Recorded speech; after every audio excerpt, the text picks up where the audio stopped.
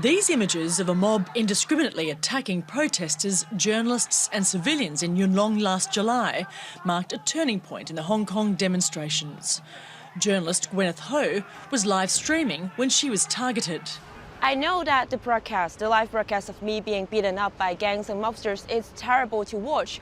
But the thing is, I do know, that so many people, they went to Yuen Long after that because they watched the broadcast. It was this incident and last year's months of anti-government protests that inspired GWYNETH Ho to enter the political arena for the first time. She'll run as an independent candidate in the new territories at the Legislative Council elections in September. Despite China's newly imposed national security law, she's prepared to take the risk and fight for greater democratic reform in Hong Kong.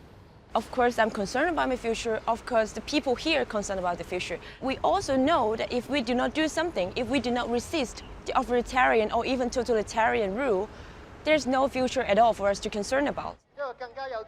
In last year's local council elections, the pro-democracy camp secured 17 of the 18 districts, and that's brought greater competition in the pro-democracy bloc. More young independent candidates are now standing for election to the city's legislature. The pro-Beijing camp, which holds the majority, acknowledges it might lose some seats, but it's confident voters will support their central policy to restore order in a city rocked by months of political unrest.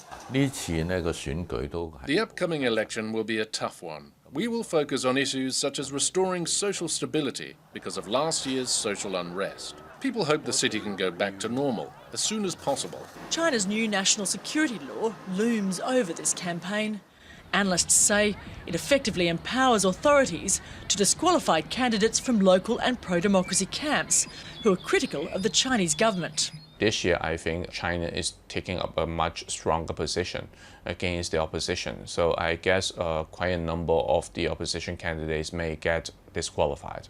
The national security law has already seen some parties withdraw from this election because some members fear the risk of imprisonment.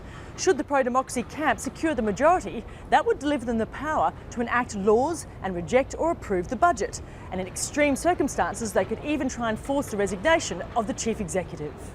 Whatever the final result on September 6, the coming months are unlikely to narrow Hong Kong's political divide. Clarke, Al Jazeera, Hong Kong.